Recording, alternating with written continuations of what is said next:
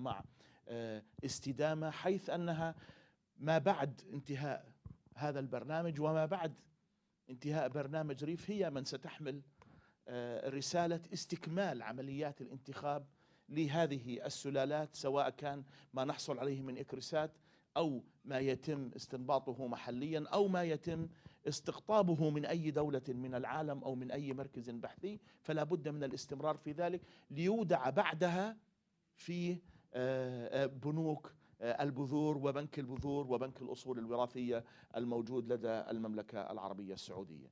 ومن بين الإنجازات الجميلة، ولعلي أعرج أيضا على قبل الموجان، أعرج على سبيل المثال على البن، حيث أنه نعمل مع استدامة على موضوع البن في المملكة العربية السعودية. واستطاع فريق العمل في الفاو بالتعاون مع برنامج ريف واستدامة أن يحددوا 8 ايكوتايبس، خلينا نسميها أشكال لهذا البن أو تنوع داخل هذا البن.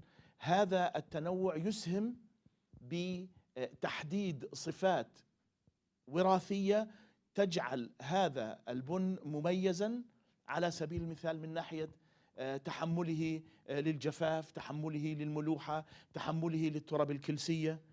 شوف الدكتور، يا تفضل دكتور مساعد استقبل الدكتور. تحمله للتراب الكلسية، تحمله للاحتياجات الشديدة والحادة التي يحتاجها النبات حتى يستطيع أن يبقى متكيفا مع الظروف المحلية. أضف إلى ذلك أن هنالك قدرة على العديد من هذه الأشجار البن التي تم انتخابها على التكيف مع العديد من الأمراض. وأما فيما يتعلق بالشامبيون تبع اليوم، بطل اليوم اللي هو موجان، هو عبارة عن قصة نجاح حقيقية للأمانة، عندما تستطيع أن ترفع الإنتاج على الهكتار الواحد من 2 طن إلى أكثر من 7 طن، وعندما تستطيع أن تأخذ بدل الحصدة الواحدة حصدتين، وبدل من أن تركز على أن يكون كل إنتاجك علفي أو كل إنتاجك بذري، يصبح لديك الإنتاجين العلفي والبذري. هنا نستطيع أن نقول أننا حققنا الإنجاز، لأنه علينا أن نبدأ من حيث انتهى الآخرون دائما، وليس أن نبدأ من الصفر مرة جديدة. استطعنا بهذا التعاون مع إكريسات، بالتعاون مع استدامة، بالتعاون مع المراكز البحثية المختلفة، أن نستطيع أن ننتخب هذه السلالة التي إن شاء الله سيتم اعتمادها رسميا، يعني من خلال برامج الاعتماد الوطنية، وتصبح من ليس فقط الواعدة وإنما تعتمد، لأنه حقيقة اللي اختاروها بسموه فارمر بارتيسيباتوري ابروتش، إشراك المزارعين حتى في الانتخاب، لأنه إذا ما اشترك المزارع ممكن تطلع أفضل صنف لكن المزارع لا يريده. يجب أن يكون المزارع شريكا في الاختيار. لا أريد أن أطيل عليكم، شكرا جزيلا لحسن الاستقبال والضيافة دكتور، ونسعد دائما بهذه الشراكة الاستراتيجية معكم، وأنا سعيد أيضا بوجود ممثل ريف بيننا المهندس حسام. شكرا جزيلا وأهلا وسهلا بالجميع، والسلام عليكم ورحمة الله وبركاته.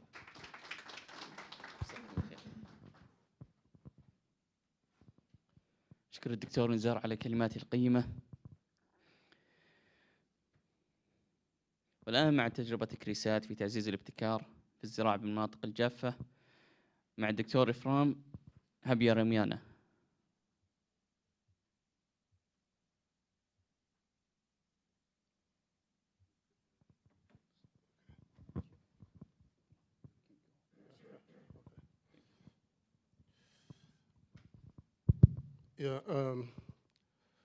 Distinguished guests, colleagues and partners. It's my pleasure to be here this morning. My name is Ephraim. I'm the global lead of sorghum breeding at ICRISAT. ICRISAT is the International Crops Research Institute for the Semi-Arid Tropics. Our headquarters are in India, but we are working globally across Asia and Africa. So this morning, I was given 15 minutes to present what we have been doing the last 3 years. It's a big task, but I will try to be as concise as possible And my hope is after this presentation, everybody here should be able to understand our journey in collaboration with our partners here at Saudi Arabia, and our achievements in strengthening innovations for the drylands of the Kingdom of the Saudi Arabia. And also, beyond this achievement, what is needed to support those achievements so that this can be eternal, long living. So this is my task this morning.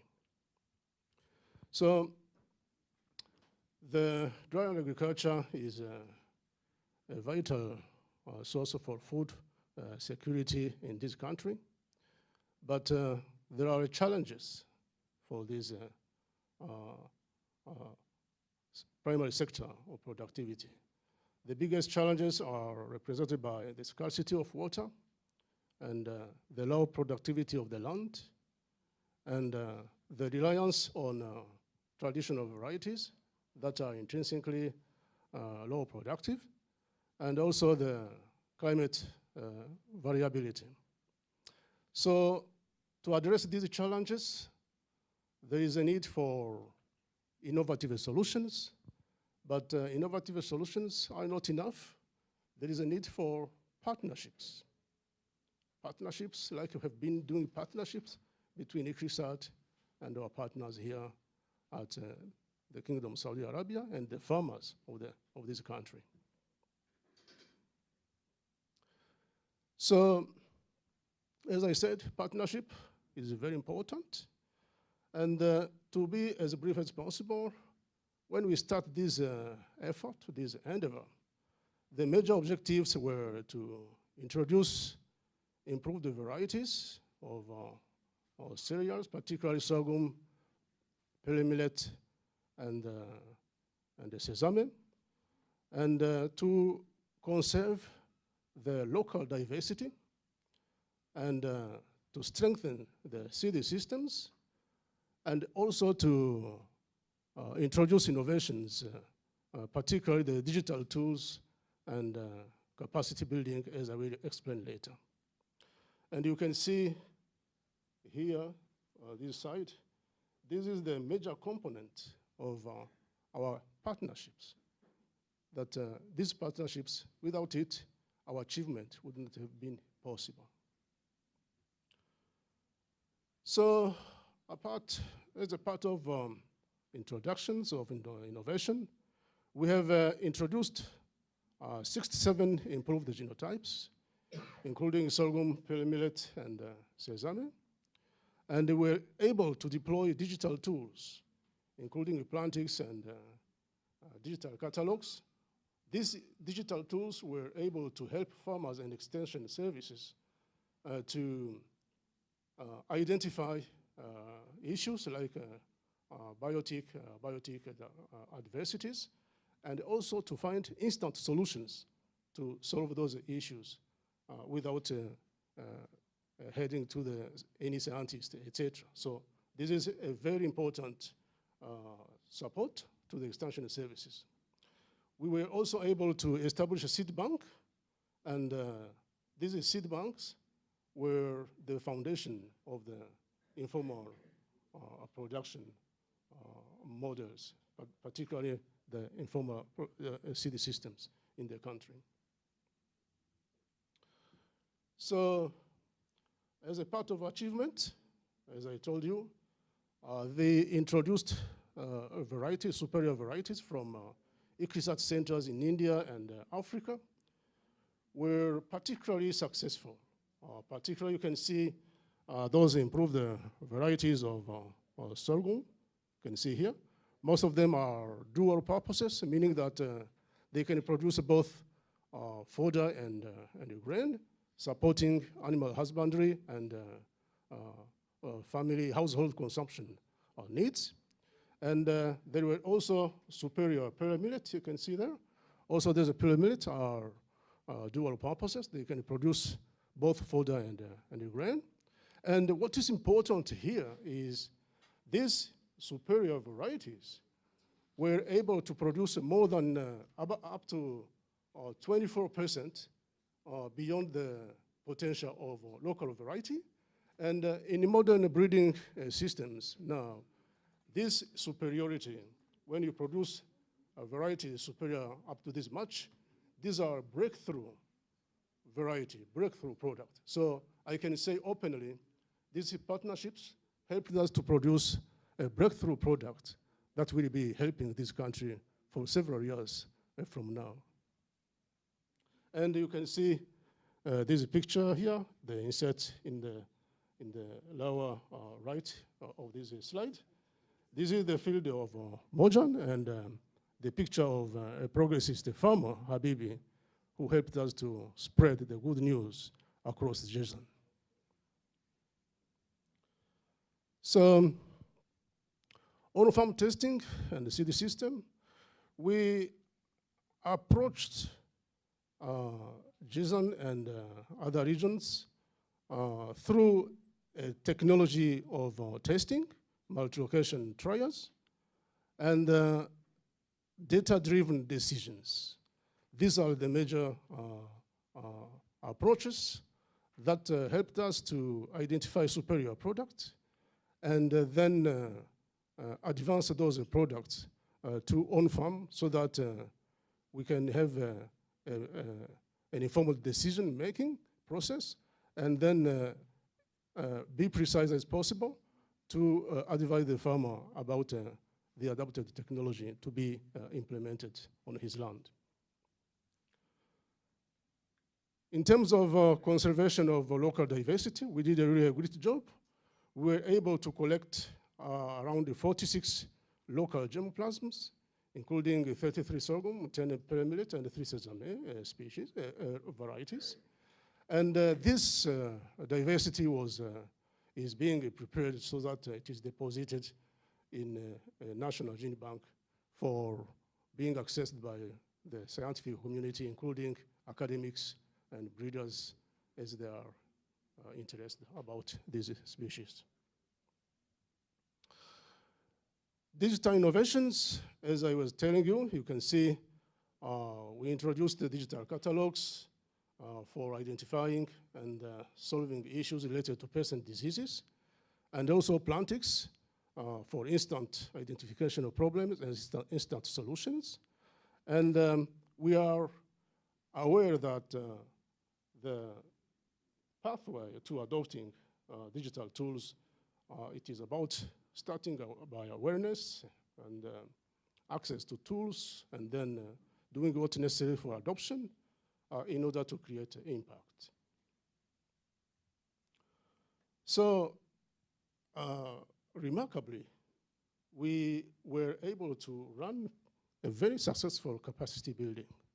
We trained more than 200 farmers in modern agronomy, irrigation, genetic resources, and seed production. We trained more than 20 extension workers to equip them with digital tools and other knowledge to help support and informed advice to farmers. And we trained more than 10 research scientists engaged in collaborative trials and in genetic resource management. We have done a lot and beyond maybe our expectations, because those improved varieties with higher yield compared to local varieties were at the basis of increased productivity, and inherently this will lead to increased income. And we had the feedback from the practitioners. Practitioners are farmers of this country, and the adoption, we know adoption is a process. It is a social process. It is evolving, and we hope the adoption will continue to increase so that those improved varieties and practices are implemented at farm level. And all these innovations in highly productive varieties and improved practices will be fundamental to enhance the food and further security in the country. What we have learned, it is that First, multi-environmental testing is really vital for varietal adoption. Second is the robust seed systems and extension services are part of the factors that are game-changing. And the third pillar is a digital tool that is really a very good accelerator of adoption of new technologies. What I can tell you is, sorry, it is not going well. I've been working on research, particularly on sorghum, my entire career, more than 25 years. But these three pillars I'm telling you are really fundamental across any agricultural technologies. And I think it will be working here in the country. Of course, we met challenges, but we also found solutions. The major challenges are just those you can see on the left side about abiotic stresses. These are disease and pest, and resource constraints, particularly the water availability, and we faced also heat, etc., and the climate variability. And we created solutions to solve those challenges, particularly by adopting targeted breeding and building capacity of our farmers and partners, and particularly building partnerships and seeking policy support. This helped us a lot, and we did a really good achievement.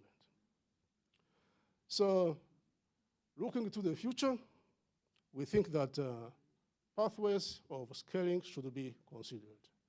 The first one is to expand on-farm trials and to new regions. And the second point we recommend is to strengthen seed systems and the farmer networks. Farmer networks is very important because we have to educate farmers so that we reduce as much as possible the diversion, because new technologies can face diversion, and education is very important. The third pillar then for scaling up, what we have been doing is to integrate digital tools into extension. So, 2 minutes, I will be finishing. So, okay, so policy and partnerships recommendations is very important here, because it is important to foster collaborations, and we recommend also to invest in research, and we recommend also to support the formal registrations of the new varieties produced. So our future directions are to broaden the multi-environmental testing, to strengthen the capacity, and also to find suitable solutions to climate change. So our conclusions is that we did a lot in terms of strengthening innovations for the dry-node agriculture in this country, and the success for this strengthening was only possible thanks to the partnerships with partners here in Saudi Arabia, and also with the feedback of the farmers. So on this, I think I can tell you without any confusion that our goals have been realized, and we achieved what was planned. However, we encourage our partners here in Saudi Arabia to support these actions so that they can be long-living in this country.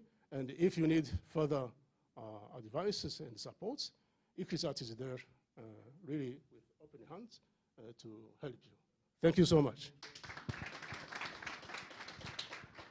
Thank you so much.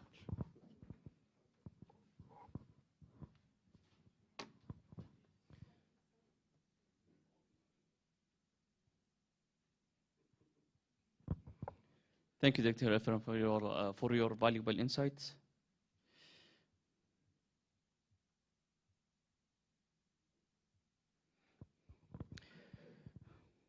ننتقل الآن إلى توسيع نطاق البحث والابتكار في الزراعة بالمناطق الجافة في المملكة العربية السعودية مع الدكتور عبد الله الراجحي.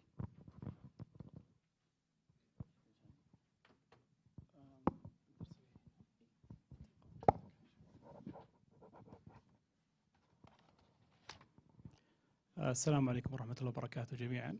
حياكم الله جميعا في استدامة. الله يحييكم. البرزنتيشن راح تكون باللغة الإنجليزية. Good morning everyone and welcome to استدامة. We are very thankful to host you today, hoping that inshallah everyone will get benefit from this lecture today. My lecture will be about the research and the navigation for agriculture in arid regions, and I will just give a focus within the MENA countries, just to represent the arid areas and arid regions. First of all, we will have a little talk about the challenges that facing the Middle East and North Africa, which is MENA countries. Then we will have a look about the Global Food Security Position Index for these countries, and after that we'll talk about the research and development technology trying to address the agri-food challenges.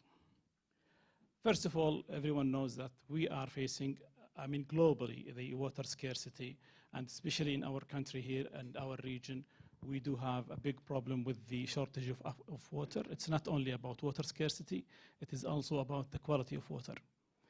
Knowing that 12 out of the 17th most water-stressed country are located within MENA countries. So the limited fresh water is not for the agriculture sector, actually. We have a lot of countries that they are facing the fresh water for domestic use or for drinking, rather than having a problem with the quality of water for agriculture. This affects around more than 80% of the population within MENA regions. And I'll give another example, or one example is in Saudi Arabia, one of the countries from MENA. In 2017, we have already used around 21 billion cubic meter of water for agriculture use. 90% of that was extracted from non-renewable water, which is 19 billion cubic meter. This is really a big problem at that time, and we do have a very good plan for 2030. It is challenging, but we can see now with the numbers that they are doing very well. MEWA, they have done so far very good work, and hopefully that we can reach the numbers where it will be reaching 3.8 for the non-renewable water and 8.7 billion cubic meter in 2030. We have already in 2022, we reached around 8.5 billion. And this is from the non-renewable water, and it was more than 50% reduction from the plan of 2017. So the freshwater resources in MENA region, they are really under extremely high stress, and they need to be better utilized. The second problem that are also facing in the region is the limited arable land. The arable land is a global problem again, like the water scarcity. So globally, the land per capita, it is going to be shrinked, and to reach, I think, we are going to lose around 50% of the arable land that are using in 2020. And this will be a big problem in the future, especially with the developing countries, as we can see in the graph here, that the developed country, they have a higher arable land per capita for developed country comparing to the developing countries. So again, we will have another example from one of the biggest countries within the MENA region, Egypt. In Egypt, for example, only 3% of the land is suitable for cultivation, and it's arable land comparing to 1.5 only with Saudi Arabia, which this is again having another problem facing the region in regard to the agriculture. Impact of climate change, also this is a global problem. And again, in the developed countries and the MENA regions, we are the people who are suffering more than any other countries. And you can see here, for example, the least developed countries, they are experiencing losses up to 10% of their agriculture output due to extreme events, and especially in Asia, where we have losing around 4% of the agriculture output for the extreme events or drought. The overall agricultural losses during the last decades was around $3.8 trillion. And this is a big number, especially if we know that, again, the least developed countries are facing this problem more than the others. So climate change also is reducing or responsible globally of reducing the production of agriculture within around 21% since the 60s. Everyone knows that is rising 1 degree centigrade in the temperature will reduce around 10% of the yields for some staple crops in certain regions globally. Again, climate change is another challenge that are facing the area. Reliance on food imports. Imports of our food from outside the MENA region is a big problem with the MENA region. This is not a global, this is a very big problem facing MENA regions, and it's also hitting the economy, the society in the countries. You can see in the table here, all these countries are having or depending on import food from outside their nationals and countries over 50%. Egypt, for example, again, they are the largest wheat importer in the world. Other countries are reaching 90%, like Yemen, for example, 85% in United Arab Emirates, and etc. This reliance on imports makes the countries really highly sensitive to the global crises, like what we have already witnessed during the COVID-19, and also the conflict between Russia and Ukraine, when we have a really non-stable providing of wheat especially. The fifth problem is the rapid population growth. Population, not publication, population growth globally. And in our region, we will reach around 500 million people within 2030. This is a huge number, and within the very limited resources in our region, they are still, you like publication, huh? Sorry for that. So the 500 million people still going to be having more demand for food, which will put more pressure in our scarcity resources in land or in even water. And the population or the growth of population, they are making two problems. One of them is that the growth of demand for food, and the other one is the urbanization, which is one of the most causes to loss agricultural activities land to the urbanization and to growth of population. We have already now, you can see we are witnessing a very big problem with Yemen. For example, 17 million people are now facing food insecurity due to the war, the conflicts, and also the population. Yemen population has already tripled since the 70s, and 90% of their food, they are coming from outside the country. So you can now see the problem that they are facing some of our countries within MENA region. So the urbanization is reducing farmland because of the population growth. Now we can go to the Global Food Security Index. This is an index for the food security. And here we can have to see a complete map, showing you the position for each country for their food security position. And the ranks countries on four major components. One of them is the affordability, availability, sustainability, and the food security. This comes from the index, and we can see here the ranks of the countries. Again, we can see that the top 5 of the country, they are again European countries and developed country. And we can see that this rank was ranking 113 country. So we have, for example, Syria, Yemen, Egypt, they are all behind the numbers. It's still very behind. When we can see the GCC countries, they are a little bit ranked moderately well in the Global Food Security Index. This index, again, is depending on 4 different components. They are not about your capability to cultivate. It's how can you make the food available for the people in your country. Now we'll go to the research and development technologies. This is the 5 challenges, and we think that all this challenge, or most of them, we can tackle them, and we can have the research and development technologies to improve the life of the people and produce more food.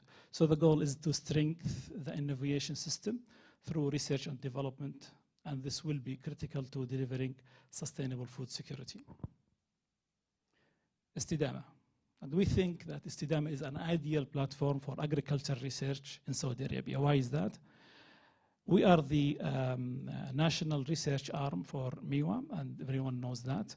And also we have advanced research and infrastructure, including the state-of-art, the smart greenhouse technologies that we can just show growers, show companies, and show farmers how is the difference between the 3 technologies can make different in your business and in your work.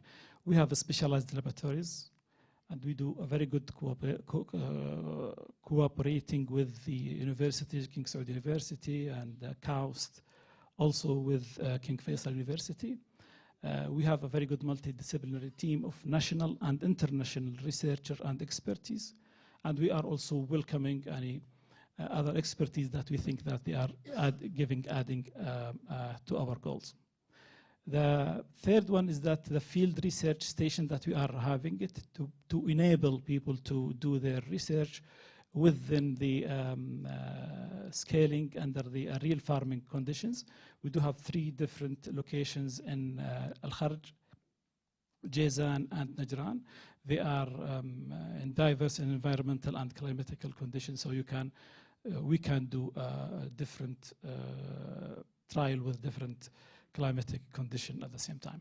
Also, the last one, the ideal platform for knowledge generation of technologies and validation and localization of technologies. The research and development technology addresses agri-food is kingdom strategy from the MIWA based on maybe 4 points. This is a summarize. I did this summarization. It's not, copy and paste. So we can see it, for example, within MIWA plan, they are concentrating in natural resources, which is obvious. And this is reducing water consumption by 52 in agriculture. Our actually focus is going to the second one, which is the adaptation of the innovation technologies, especially with expand smart protected agriculture, hydroponics and vertical farming and artificial lighting.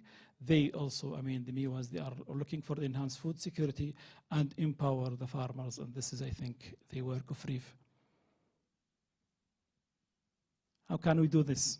Smart farming. Smart farming technology is really a good example of having a potential solution for water use. With smart farming, you can reduce the cost by 4 or 5 points. One of them is the reducing the water usage, especially at the day now with the rise of the power, especially the diesel now. It's very expensive. So with the reducing of water usage, you will have a very good efficient work for water saving, and at the same time also saving for your money or pocket, lowering human labors and cost by smart farming, and also more accurate planning for watering and pesticide and applications. So smart farming can help farmers to improve their work and to improve also their profitability. The closed system greenhouse for arid climate. We do have here in Istidama 3 different technology of greenhouses. One is high, mid, and low-tech greenhouse. And we can demonstrate this to so many companies, and they are investors and also farmers to explain to them actually what is the difference between these three technologies in greenhouses. Water use in greenhouse, it depends on the technology itself. So in the mid and low tech, we are using cooling pads and the water to cool down the system. So we are using a lot of water comparing to the closed system. Okay.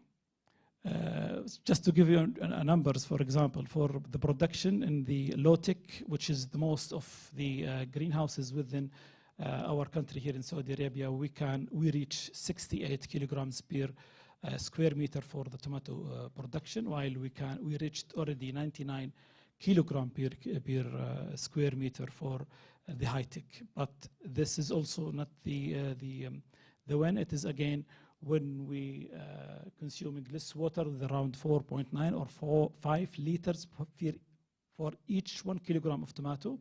Compare this to 94 with the low tech. So we have here a big difference. But again, the cost is coming in a bit high with around 6.7 or 7 kilowatt per each kilogram of tomato, comparing to only 0.43. So again, the technology is helping us, but we need to work more for the power, trying to reduce the cost. So the conclusion, the future vision is that we are going to have, we need to have a clear roadmap to achieving Saudi Vision 2030 and to achieve also the true sustainability of natural resources, strong food security through increased local production, and also improved farmers' profitability and increase also the agriculture sector sustainability. The Istidama Center is committed to leading, inshallah, this transformation with your, inshallah, help and assist. Thank you for listening and have a good day.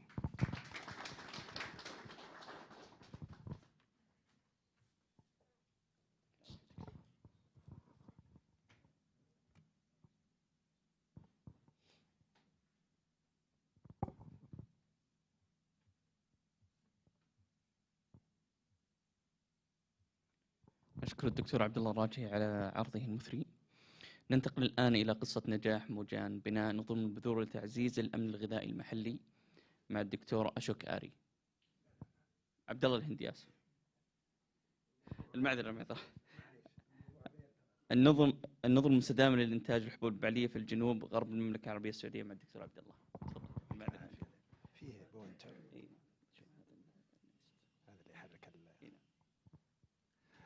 السلام عليكم ورحمة الله. أسعد الله صباحكم بكل خير.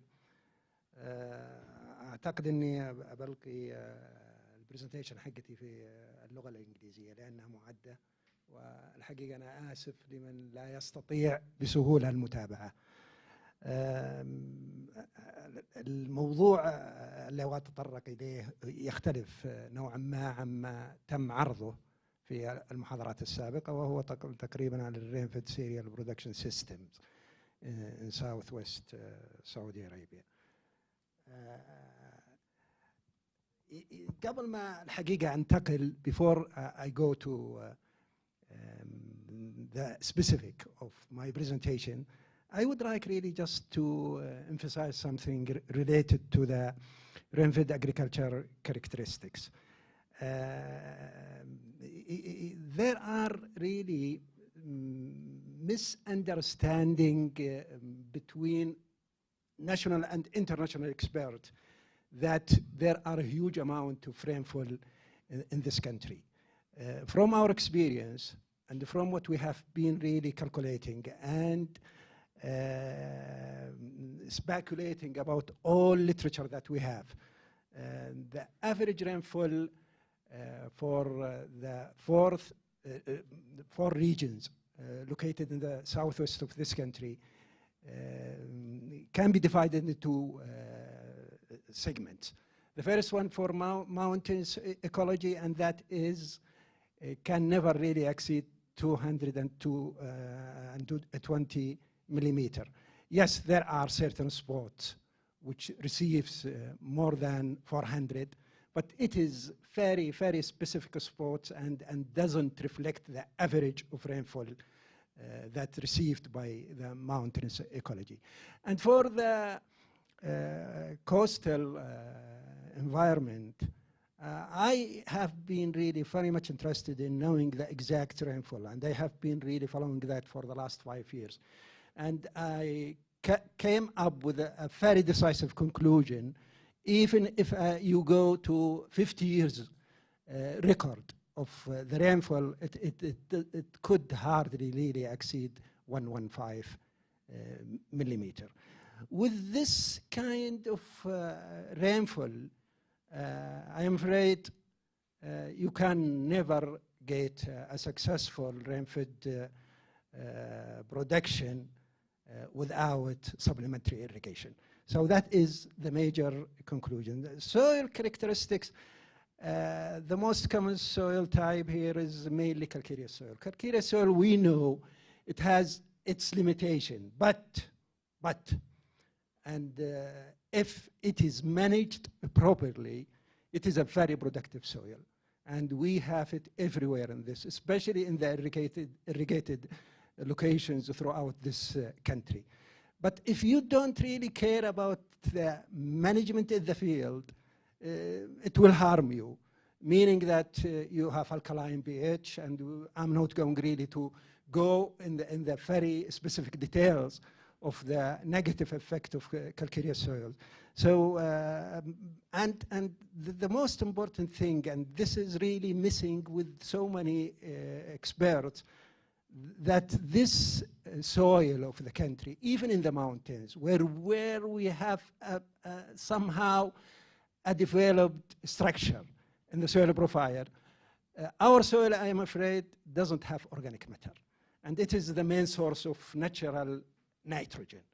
And there are so many, maybe thousands of soil samples that were analyzed by so many labs.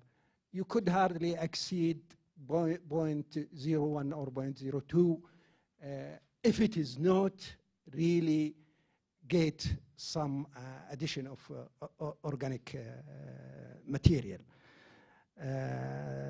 So this is very important as far as I'm concerned. We know the contribution of organic matter. It's help in aggregation. It does help in saving irrigation water. And it really supplies certain major elements, but I am afraid it's not found in our soils. Traditional cultivation, and through our situation analysis, we have realized that sorghum, millet, and sesame, especially sorghum, which is the bulk of the production of this very critical crop, you can date it back to more than 5 centuries. Some in the literature say 1 millennium. And these have been really cultivated by farmers for this long period, and they are the main reason really to keep and preserve major land races that feeding this part of the kingdom for centuries. These are sorghum, millet, wheat, and barley as well. And sesame to some extent, although it is, you could realize really from the next slide that the cultivated area of sesame is still, despite whatever we say, it's very limited. And the total area of rain-fed agriculture, let me put it like that, doesn't really exceed at the moment 10% of the total cultivated area of this country, which is 0.8 million, compared to the major area of this country, which is 215 million hectares. So we are just cultivating a very small portion of our land because of the water scarcity and resources. Although if I can have this opportunity to refer to something very important, and this is really misunderstood by so many experts and scientists who are working with the local soil here and the local. You see, the general soil map that was produced in 1986 indicated clearly that we have about 26 million hectares that can be cultivated. And this is a huge land if you have enough water. And anyone who suspects this number can really go back to that general soil map and see the exact calculation of every single suitable classes for that huge parcel of land that we have in this country. So meaning that if you can really have a successful approach to increase the sources of irrigation water, this means quite obviously that the cultivated land in this country could be doubled in the future. Okay, this is really very, very interesting, and it's based on statistical yearbook of 23. This is the most recent statistical figures from the Ministry of MEWA. I'm just going to concentrate on sorghum because really it is dominating the cultivation of rain-fed cereals in the south part of the country. And you see, if you look to, I don't know whether this works or no. Oh, sorry. Maybe in the laser.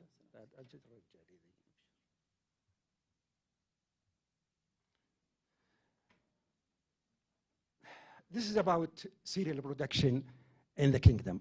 And you see, it is really the core of production is wheat, and this is totally irrigated. But if you just focus a little bit, see the percentage of the last column. I'm talking about this one. Just see the percentage of the second most cultivated cereal crop in the kingdom, and that is sorghum.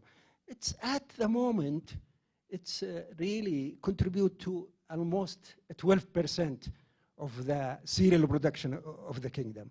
When you go to millet, pearl millet, it's less than 1%, and if you go to the sesame, you can see it here, it is less, almost 0.25%, meaning that the area and the production of these two critical, what we are handling at the moment, is very limited indeed.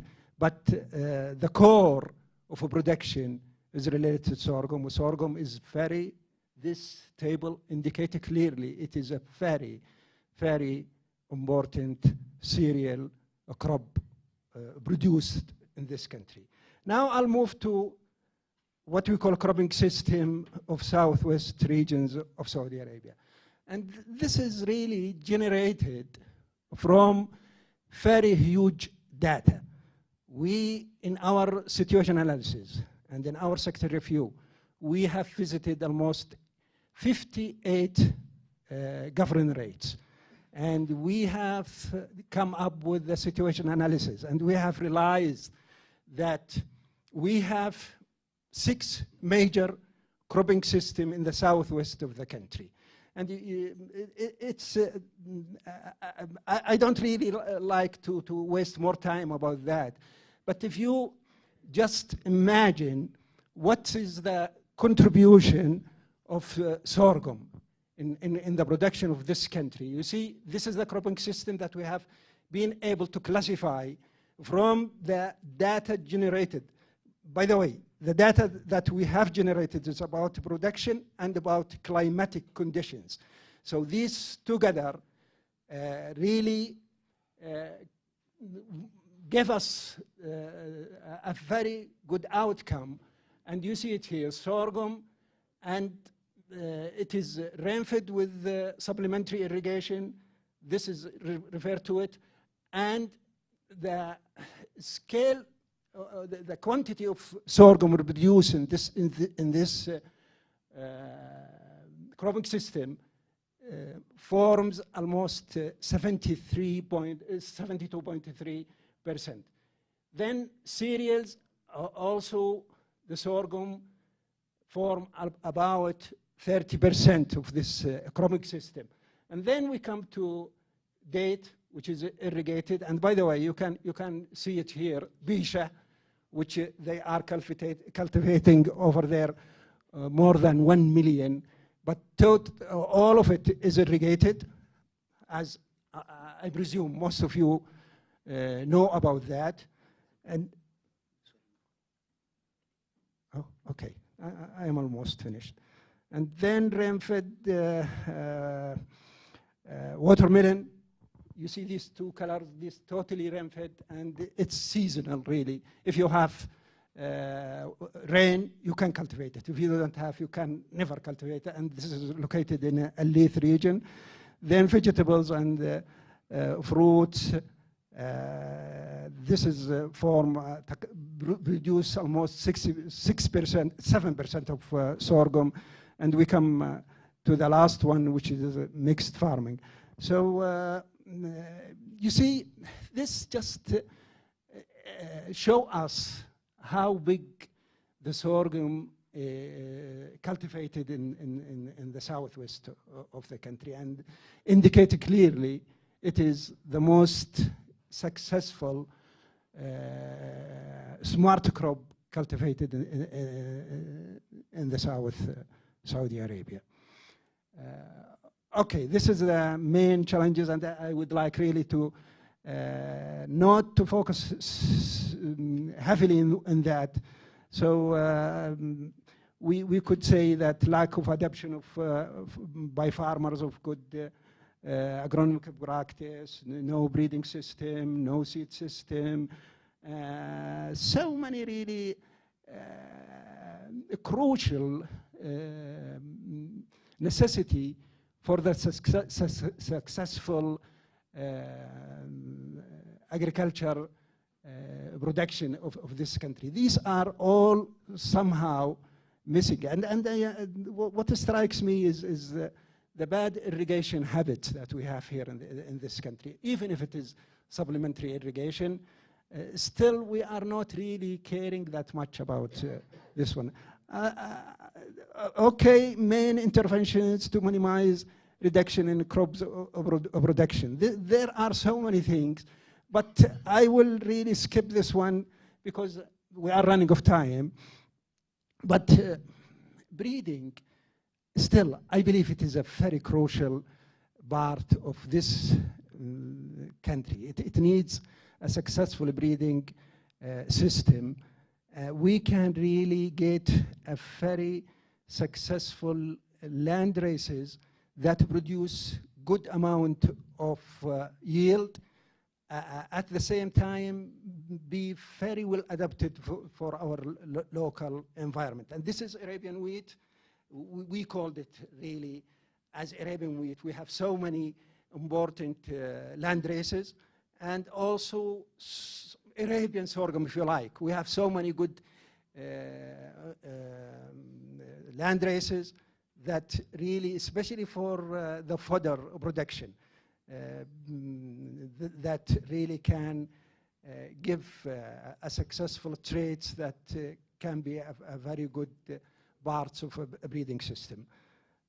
Okay, I will jump this one because you see this is part of what we have achieved. We have really, as Dr. Ephraim referred to, so I'm not really going to go in detail about this one, but this is the most important thing we have produced, that this pest and disease guide for sorghum, billar millet, and sesame. Also, in Arabic language, we have produced these two important guide for cultivation, and another one about sorghum is under preparation.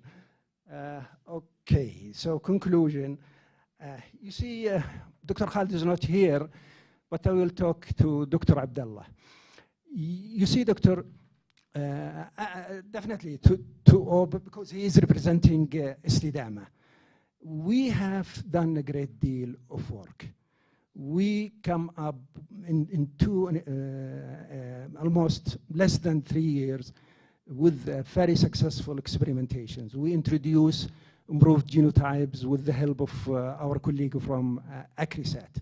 And we are very proud of what we have done. But I think this is just a simple step in the continuation of successful cereal production in the southwest of this country, and maybe elsewhere if plantation data are really controlled in a very positive way, really to have this very smart crop to be cultivated somewhere else. And there is no doubt in my mind it is the future crops. They are smart, very nutritional compared to rice and wheat, and hopefully way forward that we will see someone really taking over what we have introduced. And I could hardly see anyone but استدامة. استدامة could be a very qualified candidate. I hope we will see proposal for projects in the future related to the most dominant production in Southwest, and that is cereal production. Thank you very much.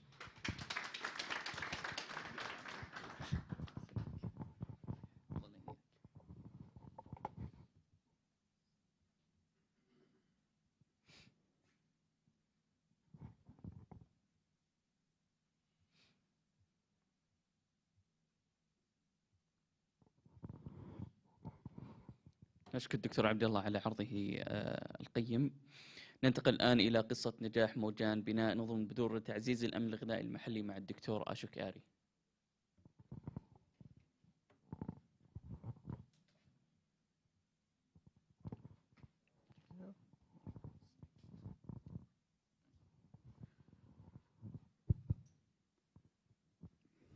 Good morning.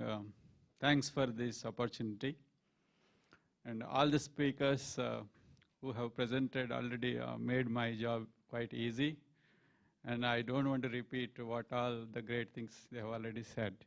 But without being repetitive, I wish to highlight some of the successes we achieved in the kingdom under the Sustainable Rural Agricultural Development Project, and with the help of partnership with a number of organizations starting from Estidama, Reef, ICRISAT, and many others, particularly farmers actually, in the real locations.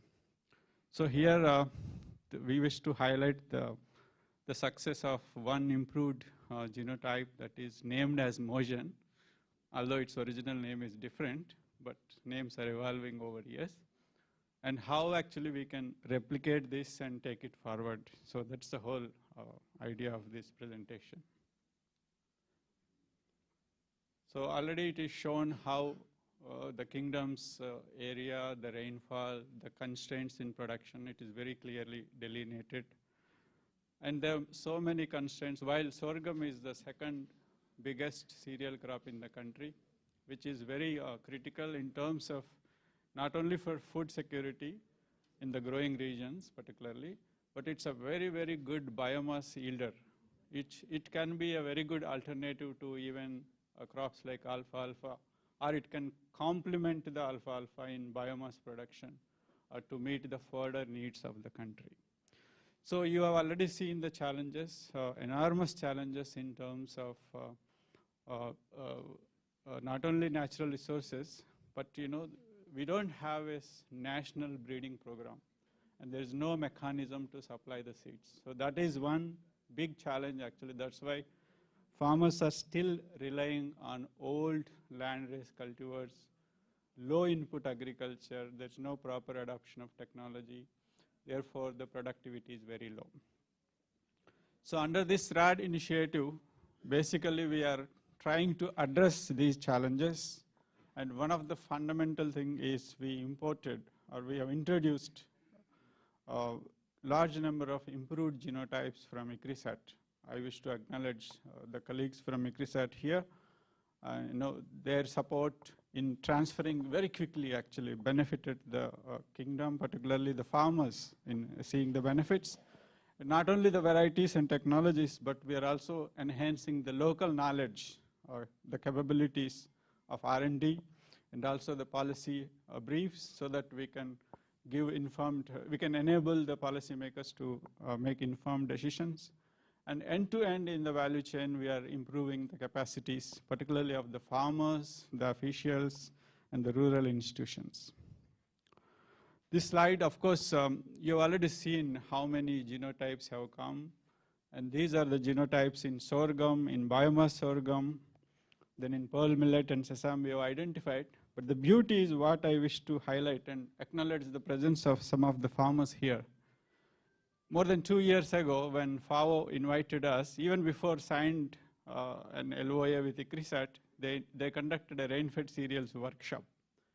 And in a similar workshop, the farmers were in a group discussion, and they highlighted actually their constraints and their problems. So that helped us actually, because ICRISAT will have hundreds of lines. They don't know. They also never worked in Saudi Arabia, so they don't know which genotypes can be really useful here. So that discussion and workshop actually played a key role in enabling us to identify the probable candidates that may fly, possibly fly in Saudi Arabia. That's how the initiation happened, and eventually LOA signed in early 2023, and thereafter the seed came here and tested, as shown in multiple locations, multiple environments, multiple planting dates. So that helped us actually. The second best is, one more is, like, while we were thinking, okay, I mean, it was already 2023, and the project is there for another 2 years only. But any scientific testing and validation requires minimum 2 years in the resuscitation itself.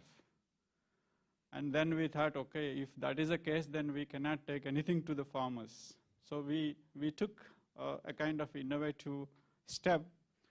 And one of the genotypes we took directly to the farmers. While the testing is already in progress in Jazan and other places, we introduced the genotype ICSR 14001.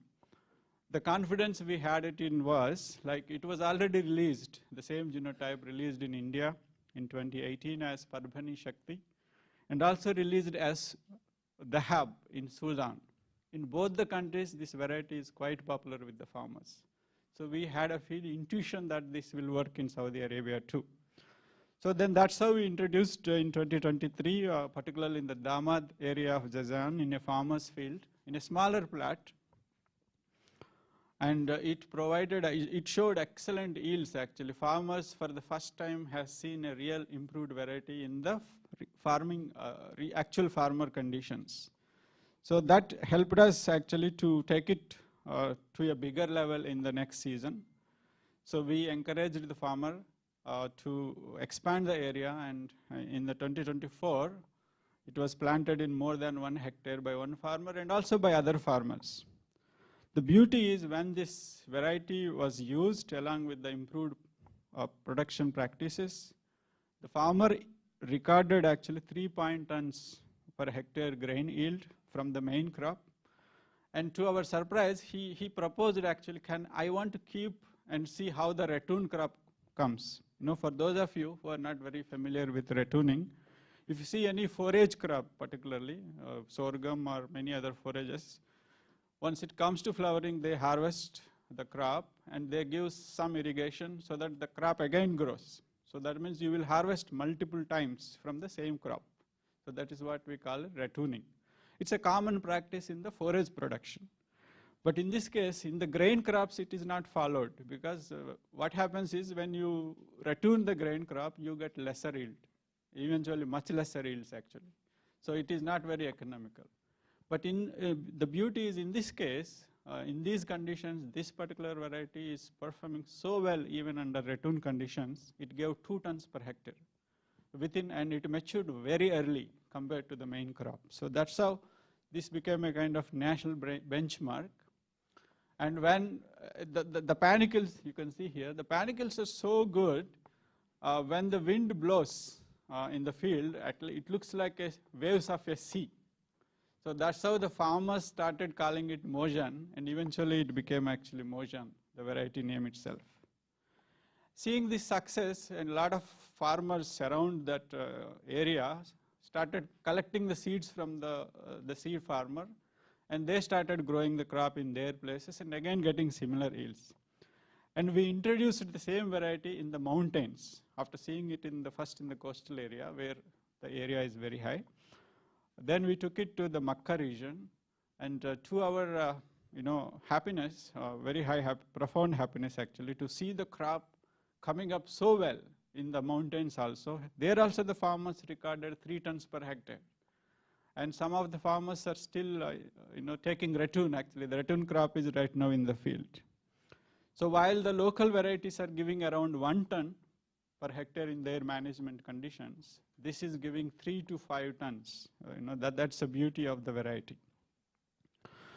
So having seen that, okay, now the technology is working, we are very confident, not just in research station, but in the farmers' fields, and not in one location, multiple locations, not just coastal area, but in mountains.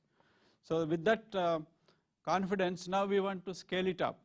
Then the fundamental question is like, where is the seed? And who will supply the seeds to the farmers? So then we looked at actually there is no player, unfortunately. So then that is the biggest stumbling block we are now actually facing in terms of expanding this variety. Even when we calculated actually, see out of 72,000 hectares of sorghum area, we need 720 tons of seed every year. Even if we calculate, 1/3 of the farmers use the new seed, that is called seed replacement rate of 33%, still we need around 240 tons of seed, but not even a single kg seed is being produced. Then so that is the fundamental thing we need to address. We need to educate the people, strengthen the institutions, and develop mechanisms so that the quality seed is produced and stored and distributed to the farmers. Then we actually approached a couple of companies whether you would be willing to produce the seed and supply to the farmers. Private sector is, first thing is they will not be interested in varieties because they always have a proprietary advantage. So hybrids are their choice, and they have never tested their products in the kingdom. Actually, they don't have operations in Saudi Arabia, they work elsewhere. And we found it difficult to bring them here immediately. So then the other options we ventured into, and we found community seed bank as one of the options which is feasible and doable in the kingdom. And everywhere, in most developing countries also, there are good success stories about community seed bank, which involve basically, strengthening the local base actually, identifying the farmers, organizing them into groups or, farmer production organization, then training them in the quality seed production, seed processing, grading, storage, and eventual distribution. And the third important thing is maintenance of the records of the seed bank. That enables actually a sustainable seed production and seed supply in a decentralized way. So that is what exactly we took the model, and we started implementing it in the Zejan area as a kind of pilot community seed bank. So in the first year, we took the seeds, improved seeds and technology to the farmer. We trained them, and they got excellent yield potential. Then they stored, actually, you can see here, the seed is stored in the farmer's conditions, but we were worried whether it will be useful for future, how the germination looks like. So then when we conducted germination tests, there was 100% germination. Then we recommended, okay, you can go ahead and plant in a larger area. That's how the farmer in the second year took a larger area, and he got excellent yields, put together 5.2 tons from 2 harvests. And so that is a kind of our baby step towards establishing a seed bank. So because that seed was made available to a number of farmers in the Zejan and also other parts of the country. Now, to take it further forward, we have ordered the equipment, for establishment of a physical community seed bank. And we have identified the space also already, and we will get the temperature controls, the equipment for processing, small equipment for grading, for weighing and storing the seeds and distribution. So that's how we are moving. To sum it, actually, what is that value we added in the last few years under the SRAD project? Before the advent of SAD, even until now, actually, if you go to any place in the southwestern Saudi Arabia, the best sorghum crop looks like this on your left-hand side. It is like very high. It's a local landrace. Always, generally, they use the landrace cultivar. And then high-density planting. They don't follow the proper spacing, and hardly any inputs used. And you can see the panicles and how thin and how small they are. And on the right-hand side, what is that difference we made? You can see here. The genotype is a better one, improved genotype. It is well managed as per the recommended practices. And the pest and disease control was done, and the weeding is done on time, and you can see the difference. The yield levels can be anywhere 3 to 5 times higher than the normal practice. So this is possible. Both are in the farmers' fields. They are quite close, not very far, in the same region actually. So this is how the technology makes a difference in the farmers' fields. But the story did not end there. So we need to actually scale it up. If more farmers have to be benefited, by all these efforts, we would have reached maybe 500 farmers maximum in terms of knowledge or in terms of seeds or whatsoever, demo farms, whatsoever. So that will not suffice, for the entire country. So we need to scale it up, and we need to strengthen the seed system. And as already mentioned, partnership is very, very key in this effort. And many people are there, like MEWA, the REEF, Estidama, FAO, and ECRISAT, all are very critical. But we see great potential for Estidama to drive this partnership and take it forward so that large number of farmers are benefited and our goals are achieved. Thank you very much for this opportunity.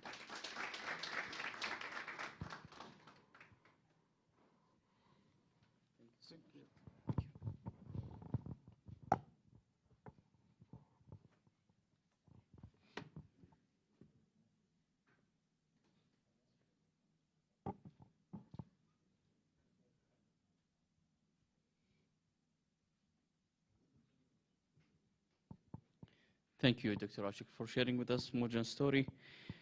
والآن ننتقل إلى إدخال الميكنة الزراعية بين صغار مزارعي الحبوب البعلية في جازان مع المهندس حسام الهويمل.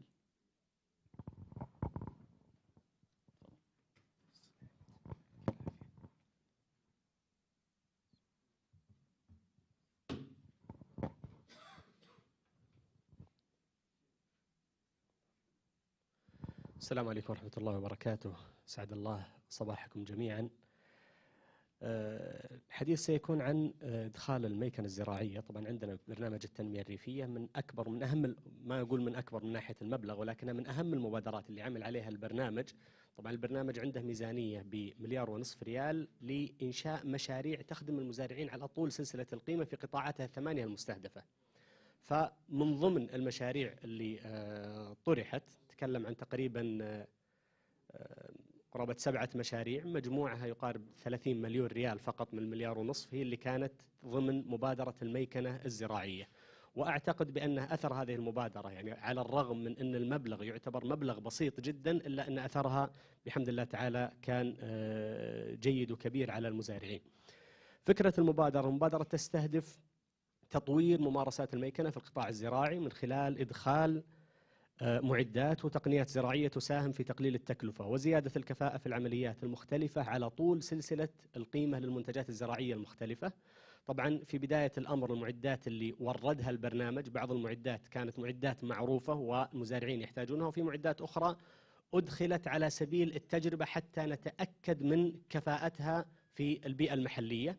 في البداية عمل البرنامج فقط مع الجمعيات التعاونية حصرا، إلا أنه بسبب ضعف الأداء للجمعيات التعاونية انتقلنا للخطوة التالية، حيث أنشأ البرنامج حاضنة بمسمى حاضنة رواد الميكنة، استفاد منها 100 مزارع بالإضافة إلى 15 جمعية تعاونية. طبعا المزارعين اللي خدمتهم هذه المبادرة من أهم الاشتراطات حتى أن المزارع يحصل على المعدة إنه ما يستخدمها في مزرعته فقط، هذول رواد أعمال يمتهنون تقديم الخدمات الزراعية للغير بمقابل يعتبر مقابل معقول. طبعا المبادرة ليست فقط توريد هذه المعدات وتقديمها للمزارعين، بل لابد من وجود دعم فني مستمر. يعمل في المبادرة الآن عندنا 2 من المهندسين و2 من الفنيين و5 من الزملاء في الدعم الميداني. أقامت المبادرة إلى الآن من لنا طبعا 2 من يوم بدأنا في الميكنة الزراعية. حتى هذه اللحظة عدد زيارات الدعم الفني الميداني للمزارعين المستفيدين وصلت إلى 1840 زيارة، وأقمنا 13 ورشة تدريبية استفاد منها 256 متدرب. هذه طبعا قائمة بالمعدات اللي وردت للمبادرة حتى هذه اللحظة. طبعا لو تلاحظونها ليست كلها معدات خاصة بقطاع المحاصيل البعلية، قطاع المحاصيل البعلية له العدد الأكبر والأنواع الأكثر من المعدات، ولكن هناك معدات أخرى. يعني على سبيل المثال عندنا التين الشوكي، عندنا البن، الصوف، بالإضافة إلى زيت الورد وغيرها من المعدات المتنوعة اللي تخدم مختلف قطاعات البرنامج. نبدأ بقطاع المحاصيل البعلية والمعدات اللي موجودة فيه من البداية، من إعداد التربة. وردنا عدد من المعدات، نتكلم عن 65 حراثة بالإضافة إلى 100 حراثة يدوية، حراثات بأحجام مختلفة، من الحراثة اليدوية 45 حصان، 75 حصان، 140 حصان، حتى أنها تخدم مختلف المساحات للحيازات الزراعية. يعني حتى لو تلاحظون في عندنا الحراثة اليدوية، أساساً حنا جبنا الحراثة اليدوية لبعض الحيازات في نتكلم عن مرتفعات تهامة اللي يسمونها الحياث. الحيفة في كثير من الأحيان لا تصل لها الحراثة العادية، والمزارعين حتى هذه اللحظة لا زالوا يستخدمون الثيران في عملية الحراثة. فبتقنية بسيطة جدا اللي هي الحراثة اليدوية، أحد المزارعين اللي استفادوا من المعدة هذه ذكر بأن كانت عملية الحراثة تستغرق معه 4 ساعات عن طريق الثور، والآن صارت تستغرق فقط 25 دقيقة. والمعدة هذه طبعا خدمتنا كذلك في قطاع الفاكهة للعزيق ما بين الخطوط وداخل الأشجار. وللأسف الشديد حتى هذه اللحظة ما أعتقد بأننا استطعنا أن حنا نوصلها إلى الحياث بالشكل المطلوب، لأنها رغم صغرها نتكلم عن 80 إلى 100 كيلو، إلا أنها لا زال تنقلها داخل بين المدرجات صعب، ونحتاج إلى الكثير من عمليات التطوير حتى أن حنا نوصلها. طبعا بالإضافة إلى أننا أدخلنا عدد من المعدات المختلفة اللي تخدم المزارعين، مثلا آلة إزالة الحجارة، طبعا جبناها كمعدة واحدة لغرض التجربة، والحمد لله أعطت إنتاجية جيدة جدا، أداء ممتاز. وكذلك نوع من أنواع الحراثة اللي هي المحراث الدوراني الروتري بلاو، الحمد لله أيضا أعطى أداء جيد مع المزارعين، وكان من المعدات اللي جديدة عليهم ما تعودوا عليها مسبقا. نجي إلى موضوع البذارات. طبعا البذارات دخلت المملكة نتكلم من أكثر من 50 سنة، إلا أن جميع البذارات اللي موجودة في المملكة اللي وجدناها في السوق نتكلم عن عرض من 4 إلى 6 أمتار. أما بذارات مناسبة للحيازات الزراعية الصغيرة لم تكن موجودة في السوق، ولذلك المزارعين كانوا يعتمدون على نثر البذور بشكل يدوي. وبالنسبة لمحصول الذرة الرفيعة تحديدا في بذارات مولفينها المزارعين ولا زالت يدوية، يكون 2 من العمال قاعدين على المخرش اللي هو على أمشاط الحراثة من الخلف، ويضعون البذور في مواصير والحراثة تمشي. لا يوجد في هذه الطريقة دقة، إلا أنها طبعا أفضل من النثر التقليدي. فأدخلنا عدد من الأنواع المختلفة للبذارات، مثل هذه البذارة ذات اللون الأخضر للسمسم، لها تقنية مختلفة عن غيرها من البذارات، بحكم أن بذرة السمسم لابد أنها تكون على عمق لا يتجاوز 2-3 سنتي. في بذارة أخرى للذرة الرفيعة والدخن. طبعا من أهم الأمور في بذارة الذرة الرفيعة والدخن أنها تراعي المسافة ما بين البذور على نفس الخط. وفي بذارات خاصة بالقمح، ومعروف أن القمح يحتاج إلى كميات أكبر من البذر، ولذلك لا يوجد مسافة ما بين البذور، تضع البذور في خط واحد متلاصقة مع بعضها. في عندنا البذارات اليدوية، وفي عندنا من المعدات اللي إلى الآن لم تجرب في طريقة بإذن الله تعالى للتجربة، اللي هي البذارات الصغيرة اللي تعمل على الحراثات اليدوية، لأن بعض الحيازات ما يمكن أن تدخل لها الحراثة العادية مع البذارة، فممكن أنها تناسبهم الحراثة اليدوية. في عندنا في عملية الحصاد طبعا كانت عملية الحصاد هي عنق الزجاجة عند المزارعين، وهي اللي لها التكلفة الأكبر. يعني على سبيل المثال في حصاد القمح في المناطق الوسطى والشمالية في الرشاشات المحورية اللي يستخدمون فيها الكومباين هارفستر، تكلفة الحصاد تتراوح ما بين 70 إلى 250 ريال للهكتار، بينما في القطاع الجنوبي الغربي كانت تكلفة الهكتار، تكلفة حصاد الهكتار فقط تتجاوز 4000 ريال. فاستطعنا نحن، طبعا الاشكاليه ان الكومباين هارفستر ما هو مناسب للحيازات الزراعيه الصغيره وبالذات المدرجات الزراعيه، فحاولنا اننا ندخل معدات ابسط تساعد المزارعين في هذه المهمه، وان لم تكن تنجز عمليه الحصاد بشكل كامل. لو تخلصنا فقط من 70% من الاداء فاحنا طلعنا من عنق الزجاجه. كانت اول معده ادخلناها اللي هي الحصاده الرباطه الريبر بايندر، اعطت اداء ممتاز جدا مع السمسم، واعطت اداء ممتاز مع القمح في حالات محددة. لا بد أن تكون مساحة المدرج تقريبا أكثر من 1000 متر مربع، بالإضافة إلى أن النبات لا بد أنه يكون طويل، مثلا طوله أعلى من نتكلم مثلا طول 60 سنتي أو أعلى من 60 سنتي، يكون مناسب حصاده بالحصادة الرباطة. إلا أنه من الإشكاليات اللي واجهناها أن في الحقول اللي ما يكون فيها ري تكميلي وتكون بعلية بشكل كامل، وجدنا بأنها أحيانا تكون طول قصب القمح لا يتجاوز 25 سنتي، فلم تكن هذه المعدة مناسبة لهم، ولذلك هذا ضعف من أدائها ومن تبني المزارعين لها. فأدخلنا تقنية أخرى أبسط منها اللي هي الحصادة اللي تكون مربوطة بالحراثات اليدوية اللي تكلمنا عنها قبل قليل، يعتبر ملحق مع الحراثة اليدوية، ويرمي على جهة واحدة، يرمي القمح على جهة واحدة. بحمد الله تعالى وجدنا من المزارعين إقبال عليه أكثر حتى من الحصادة الرباطة. طبعا بالنسبة لحصاد الأعلاف حاليا يتم، وحتى قبل وجود البرنامج، قبل دخول البرنامج وجدنا بعض المزارعين يتبنون هذه التقنية، اللي هو الحصاد عن طريق القاطع الأمامي اللي أيضا يرمي على جهة واحدة. ولكن حنا الآن نجرب تقنية أخرى، أنه يكون الحصاد عن طريق حصادة السيلاج. ما بغينا ندخل في موضوع إنتاج السيلاج لأن فيه الكثير من التعقيدات، وتبني المزارعين له يعني قد يمر ببعض التحديات، وكذلك أنه أصلا لا يجب له ما يمثل من العليقة نسبة تتجاوز 30%. ولكن حنا بنستخدم حصادة السيلاج حتى أن حنا نحصد بها ونفرم المحصول، بعد ذلك يجفف على الأرض ولو تجفيف جزئي، ثم بنجرب أنه يلبن باللبانات الصغيرة. دخلنا نوع من اللبانات الصغيرة أيضا اللي ما كانت موجودة في المملكة وغير معروفة عند المزارعين، وهي الآن قيد التجربة. في حال نجحت هذه التقنية نعتقد بأنها بتحل على المزارعين مشكلة كبيرة، لأن حقيقة من الأشياء المضحكة اللي رأيناها في الحقول في منطقة جازان أن أسواق الأعلاف مليئة بالذرة الرفيعة الملبنة اللي جايتهم من وادي الدواسر. الإشكالية أن العلف عندهم لا يحصد بطريقة سليمة ولا يخزن بطريقة سليمة، ولذلك نسعى لحل هذه الإشكالية عند المزارعين. نجي لمرحلة التصفية والغربلة. طبعا هذه من المراحل اللي يعاني المزارعين منها الأمرين وتكلفهم مبالغ طائلة جدا. في البداية كنا متحمسين مع الموضوع، فدخلنا معدات حديثة ومعقدة. دخلنا معدات اللي سيد كلينرز بالإضافة إلى الديستونرز والجرافيتي سيبريترز حتى نحن نستخرج بها البذور. حاولنا نحن نجيب أصغر حجم حصلناه كان 5 طن للساعة. للأسف الشديد لم تعمل هذه المعدات. السبب في ذلك أنه 5 طن في الساعة هذا يعتبر رقم كبير جدا جدا جدا في القطاع الجنوبي الغربي من المملكة. فهذه التقنية وإن ناسبت القصيم ومناطق الرشاشات المحورية، ونعرف ناس يشتغلون عليها حتى مع المزارعين البعليين في القصيم، إلا أنها في مناطق القطاع الجنوبي الغربي من المملكة لم تكن مناسبة ولم نستفد منها. فحاولنا أننا نتجه إلى طريقة أخرى. دخلنا نوع آخر من أجهزة الغربلة البسيطة والصغيرة جدا، واللي حتى يمكن أنها تصنع محليا لاحقا. بحمد الله تعالى أعطتنا نتائج ممتازة. بالنسبة للبذارات واللي تسمى في تهامة بالخباطات، اللي موجود أصلا ومنتشر في السوق سابقا كانت نوعية تركية، يجي منها تصميمين، تصميم للقمح والشعير وتصميم آخر للذرة الرفيعة والدخن. توسعنا فيها وجبنا منها كمية، وإن لم تكن ابتكار جابه البرنامج، لا هي موجودة ومعروفة عند المزارعين ربما من 35-40 سنة. ولكن فيه نوعية أخرى من الدراسات اللي جبناها ولم تكن موجودة سابقا في المنطقة، اللي هي الدراسات الخاصة بالسمسم.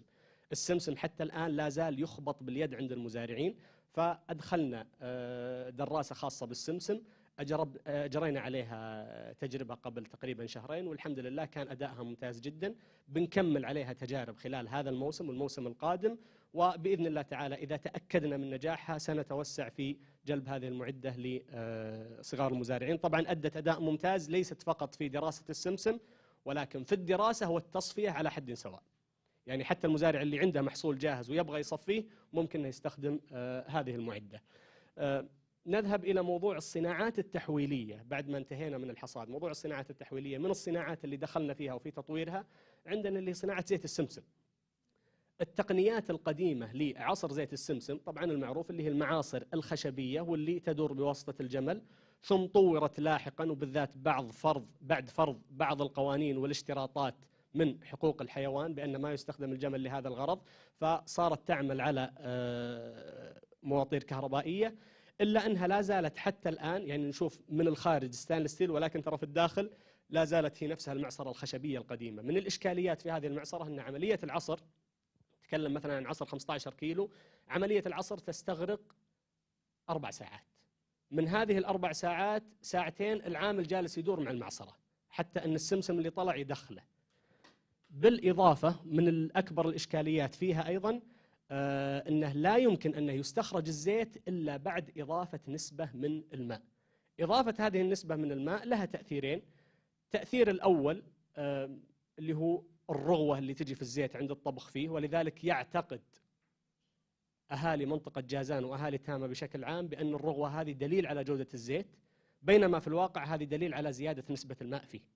وهذه من الإشكاليات اللي يجب أن احنا نحرص على تصحيح المفهوم اللي موجود عند المستهلكين في هذا. يعني فيه شيء معين يعتقدون أنه من علامات الجودة، بينما فعليا هو ليس من علامات الجودة بل من علامات عدم الجودة. هذه الإشكالية الأولى. طبعا موضوع إضافة الموية يتسبب في أن العمر التخزيني الشلف لايف للمنتج لا يتجاوز 6 أشهر، بينما إذا عصر بطريقة حديثة على سبيل المثال إحنا أدخلنا التقنية هذه اللي هي العصارة الهيدروليكية، وجدنا بأنها زادت عندنا العائد، زادت عندنا كمية الزيت المعصور بنسبة تقارب 25%. يوم حسبناها بالضبط كانت 27% في ذاك الوقت في التجربة اللي سويناها. وكذلك زمن الاستخلاص بدل ما أنه كان 4 ساعات صار 10 دقائق، والشلف لايف بدل ما أنه 6 أشهر مثل ما ذكرنا سابقا الآن صار عندنا 3 سنوات. وهذا هو الشلف لايف الطبيعي لزيت السمسم. بالإضافة إلى أنه نكهة السمسم المعصور بهذه الطريقة بحكم أنه ما صار فيه تخمر، ما مر بمرحلة تخمر مثل اللي تجي في السمسم التقليدي بعد إضافة الماء، فنكهته نكهة خفيفة ومستساغة حتى لمن لم يعتد على استهلاك زيت السمسم. وهذا سيساعد المزارعين في فتح أسواق أخرى في بقية مناطق المملكة. يعني لو نتذكر مثلا زيت الزيتون قبل 30 سنة ما كان معروف عند أغلب الناس، ولكن بعد ما انتشرت زراعته في منطقة الجوف صار لا يخلو أي بيت من زيت الزيتون. طبعا مثل ما ذكرت أن المبادرة ليست خاصة فقط بقطاع المحاصيل البعلية، بل فيه الكثير من المعدات الأخرى اللي نعمل عليها. مثلا هذه من معدات المحاصيل البعلية اللي تحت التجربة الآن، اللي هي معدة للعزيق ما بين الخطوط. هذه معدة خاصة بالتين الشوكي. هذا خط حديث نعمل الآن على تشغيله لاستخلاص زيت الورد الطائفي بطريقة أحدث، وغير ذلك من المعدات.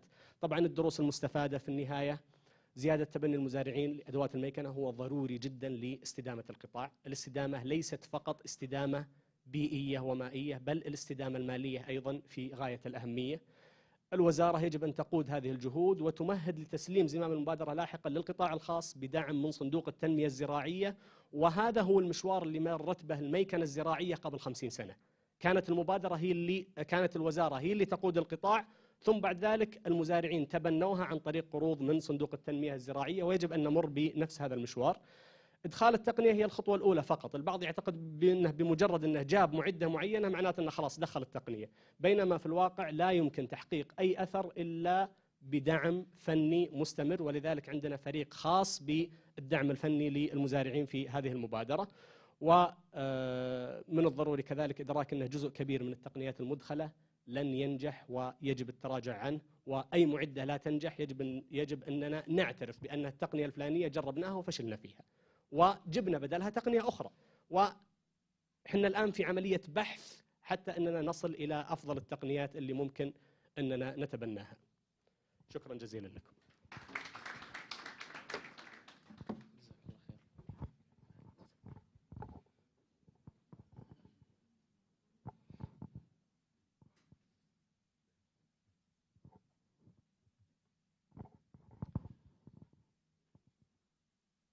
أشكر المهندس حسام على عرضه المثري. والآن ننتقل إلى تعزيز الشراكات من أجل تطوير النظام الزراعي والغذائي السعودي مع دكتور كاكولي غوش. دكتور.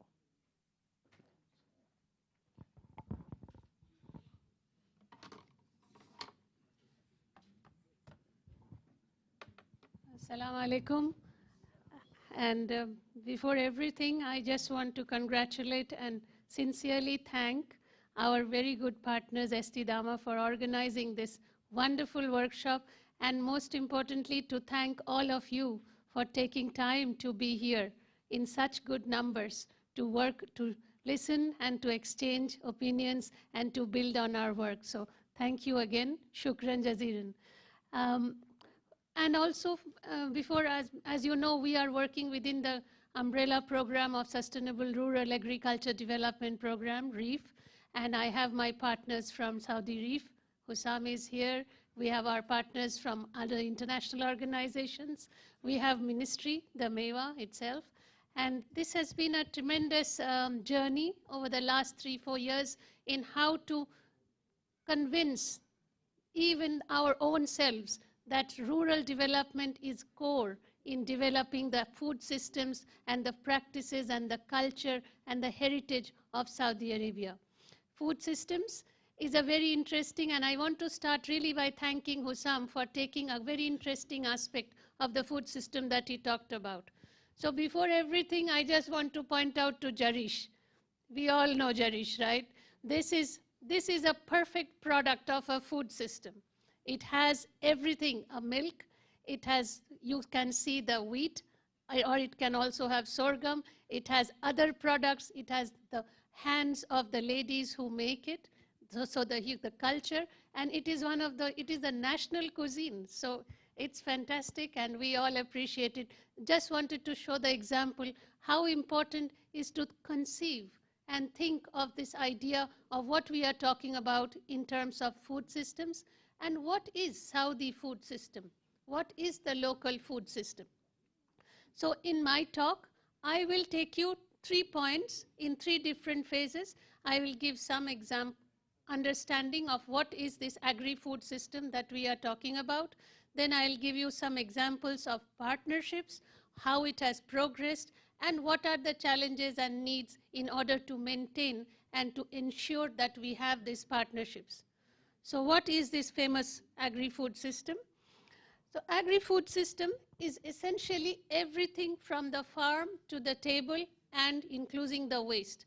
What it means is we are looking at production systems, processing systems, post-harvesting systems, and looking at how to recycle them so that we have the partnerships around them.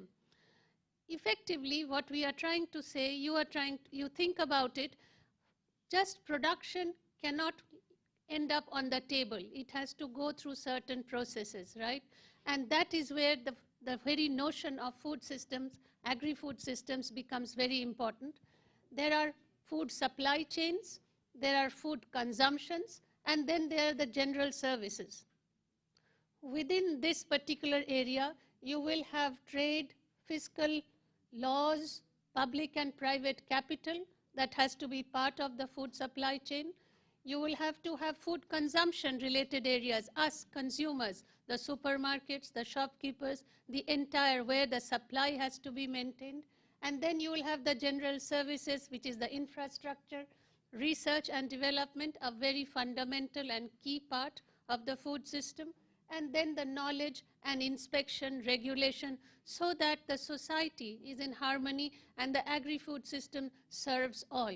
So we follow here the Sustainable Development Goals, the Saudi Vision 2030, where in one way or the other, we are all talking of prosperity, planet, maintenance of environment, And this is where we are bringing this whole agri-food systems together for the betterment and the sustainability of the climate, of the planet, and maintenance of our livelihoods and opportunities. Food systems overall, this is FAO data, directly employs 1.23 billion people in the world. That is almost 1/3 of the population. And you can see why, because agriculture is one of the most important sectors of employment across the world. Whichever country, somewhere, even if agriculture production is low, but the number of people who are occupied in agriculture and related areas, food system and related areas, is way more. So therefore, jobs, opportunities, perceptions, improvements, there is huge core areas where food systems can make a difference in the lives of the people. The core actors I just mentioned, and food systems also includes non-food agri-products, as you just saw, services and infrastructure. But in all of this, agribusiness is important, investors are very important, but in all of this, producers, the smallholders, the farmers are in the front line. They are the ones who are facing the climate change related problems. They are the ones we heard are facing issues about water scarcity, about seed systems, about how to produce the food which will flow through this pipeline. So that is why in all that we do, our first priority will have to be our farmers and smallholders when we are considering how to look at transformation of food systems, how to increase partnerships in the food systems. Of course, the country's capacity depends on the fiscal space, the finances, the supply chain, and the food environment. And it is in this context, Saudi agri-food system is a very strong global example of how it is transforming itself, and I'll show you that right now. Before we go there, I wanted to also show you what does it mean, the different kinds of food systems that are in the world. This is all from the State of the World of FAO, that data and this data as well. This is from 2024. As you can see, there are about 6 kinds of food systems that has been seen, some which are in protracted crisis, some we are fairly advanced, and some which are formalizing, diversifying, expanding. So Saudi falls under the formalizing section of food system, meaning it is moving from traditional systems to a much more commercial system of food system, where you have investors, you have big players, you have farmers, and you are creating an ecosystem where we are looking at sustainability across the board and increasing the internal capacity of Saudi Arabia's local agri-food system. Who are the partners in this kind of food system improvement and transformation? Broadly, we can think of all kinds of partners, ministerial partners, governance partners, but if you think about it in a bigger scale, there are essentially 4 or maybe 5 kind of partnerships you need. First one is about governance. Governance means how we manage and how we organize the system. What are the laws and rules and regulations in order to manage the system? What are the preparedness to make the food system resilient? Again, this is largely linked to the policies, regulations, and management and implementation of these policies as the next level. So governance is a core component of a partnership area, because ministry or any government cannot work on its own. It has to work with us, the people. It has to work with the business community. It has to work with the research community. So it has a very important strategic approach to make in terms of partnerships for a food system success. The second one is financial. This is a no-brainer. We need investments, we need the business, we need the base, we need the inputs, the fertilizers, the equipment, the one that was Hussam was showing, the small mechanization quality. All this needs investment. And for investment, I'm so happy that we are here thinking in terms of scale. Without investment and business, food systems cannot progress, food systems cannot advance and grow. So they are the core, they are the engine that keeps it running. Then there is the market. And again, whatever we produce, if there is no market for it, then it is not valuable, and then it is not giving the return that we are thinking of. So market partnerships, and finally the knowledge partnerships. We are here today sharing our knowledge, exchanging information about one tiny aspect in the bigger food system. But it is very important because it is opening the doors of partnership, of thinking, encouraging. But the challenge here is sometimes this knowledge just remains in these under these four walls. We have to be better than that. We have to use communications, social media, and all other platforms to expand the knowledge base, to expand the outreach, so that we are talking to more and more people, bringing them in and creating innovations within these agri-food systems. So what's the Saudi agri-food system like? And FAO is now supporting the government in developing a document on what is the state of Saudi agri-food system. And this is where I tried to just take on some key pillars. And as I was saying, the government here has done tremendously, shown tremendous foresight in finding and making a resilient food system in face of conflicts, in face of lack of availability, in lack of food production, etc. It is a strategic pillar of the kingdom's national transformation under the Vision 2030. It is a driver of sustainable growth, rural livelihoods, land and water management, and economic diversification. The very project, Shrad, that we are talking about is a component of this particular area. That's why there is such a big focus on rural transformation. It is made up of interconnected subsystems where partners together deliver on these areas. And it is demonstrated resilience. During the crisis, the Saudi agri-food system did not collapse. It stood tall because of the very clear governance partnerships that I was just mentioning before had worked very strongly, clear policies, clear guidance, and clear movement forward. It is anchored in this series of National Agriculture Strategy, Food Security Strategy, Saudi Green Initiative, and it is undergoing rapid modernization. This is perhaps the most important part of Saudi agri-food system. It is undergoing rapid modernization in multiple ways. It's not just technologies, it's also in how the technologies are being implemented and how the things are moving forward. So Saudi Reef Program is a very good example of this particular food system.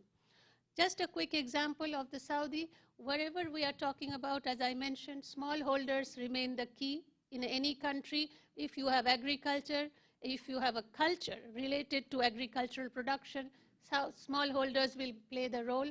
We have been working in around 80 demonstration sites under the Shrad project, basically focusing on good practices, improving skills, empowering rural farmers, and increasing their knowledge in all these areas in order to find a way to strengthen the rural aspects of the food system. What we have found, several success stories. You have already heard about Mojan. We have also introduced a coffee quality management kit, doubled production of indigenous queens, standardization of rose oil, introducing seaweeds production for smallholder income generation, introduction of Saudi Smart Flock, which is a digital tool for farm management of sheep and goat, drying local fruits, promoting entrepreneurship.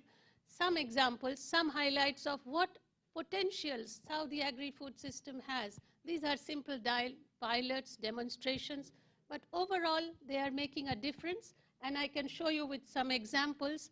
But the core message here is none of this happened alone. It is all together and with partnerships. You have already heard a lot about this, so I don't have to speak anymore. But this is, again, a very simple example of partnerships at the end of the day. That's why it worked.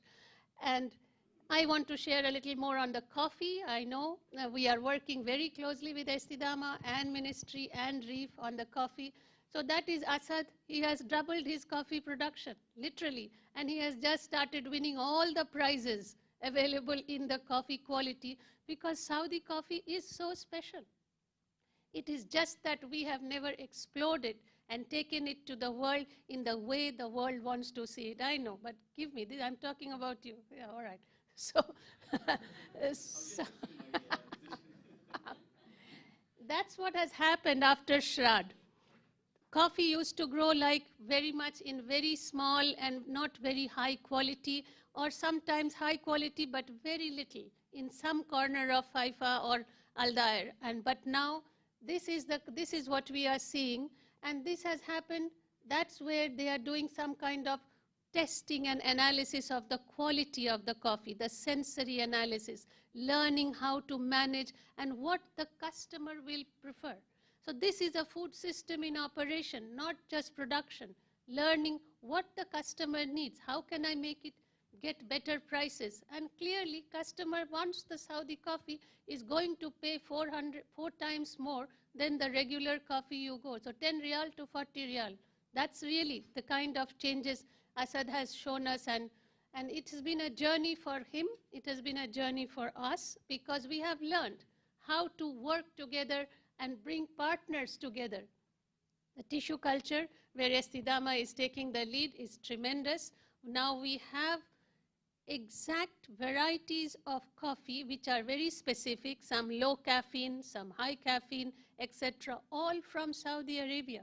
They are the wealth of the country that can now be propagated and can create more income, more opportunities, and more interest within the community and beyond, because coffee is considered one of those global products. If you like it, sky is the limit for the markets it can have. So that's the good example of Saudi food system in work. The other one I wanted to quickly mention is the livestock. Again, a transformation is taking place as I speak. You know our sheep and goat, the Naimi, the Ardi, the others, they are all part of the mixed farming systems here. Every farmer has a flock of sheep or a goat, and you need that. However, they are dying of mortality or lack of care or something like this. Why? Because nobody was able to reach them. They wanted the help, but they are very far away. So we instituted a program called the Farm Services Model, where every month one person goes and visits the cluster. As a result, farmers have learned to become faithful with ministry. They are all ministry staff. It's just to show the way, and now farmers believe that ministry can help them. They are allowing them to go and do this kind of injections. The ladies, this is in Arar, as you know, this is in Hafr al-Batin. They allowed this. As a result, their sheep and goat mortality has halved. Literally, it's half. We have data now to show it is only 1 year worth of work, and this is the result. Imagine what can happen if we can replicate it to the entire country. And to do that, we also introduced what we call the Saudi Smart Flock, a mobile app where you can monitor. And once you can monitor, then you have better data. Better data means better decisions. And better decisions is essential for Saudi food system. Finally, this is my favorite one. This goat is taller than this guy, really. And this tall goat, they are part of the genetic resources of the country. They are very resilient, very strong, and we have been surveying this with the King Saud University and found that they, thankfully, they are doing very well, and the farmers are taking very good care. So we can proudly say that Saudi agriculture genetic resource system is in a very strong position, thanks to the grace of the farmers and the support given by the government to the country. And my last slide before you ask me to stop is again looking at women and the rural entrepreneurs that are spread across the country. These ladies, I have never seen such wonderfully strong, persistent ladies who want to make a change and make a difference. It's tremendous. We have done about 5 or 6 skill development initiatives, as we call them. These are not trainings only. This is targeted to them with a 2-week, 3-week skill development so that they can become better entrepreneurs, better business in their business, or start a new business. And these are some of the examples. You see the ladies in Farasan did the canning of the tuna that they grow there, and they are very good, and they now know how to can their tuna and to sell their tuna in that way because it stays longer. But it was a very small introduction, but it makes the difference, you see. Similarly, these are the ladies who were learning to do leather craft. Again, a very specific area. We received the ladies here for 2 weeks from all over the country. And they have made a difference. Now they are improving their crafts, working with the top leather manufacturer in Riyadh industrial zone to share their skills, improve their knowledge. Similarly, there are other examples of plant nurseries, beeswax, rose oil, good manufacturing practices. Point here is these are the partnerships which will transform the Saudi food system. These are the partnerships which matter for the people. And the more we can process and proceed with them, the more stronger the Saudi food agri-food system and its partnerships will become. Thank you very much.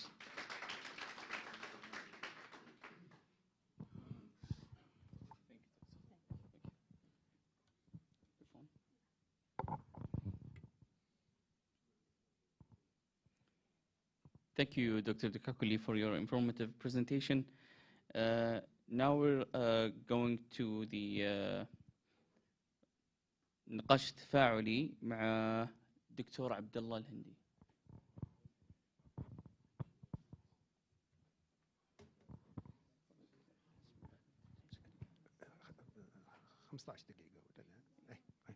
اوكي.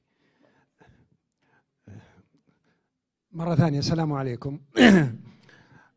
We had 6 speakers, and we have 15 minutes now, really, to receive your questions. And you have the floor now, just to start delivering questions to the speaker. So, who is going really to start the first question? بالمناسبة في ميكروفون ثاني. Yeah. Okay. Okay. تفضل دكتور عبد العزيز. تفضل. بالله اعطيه الميكروفون لو سمحت. مع العلم والله نسمعك والله.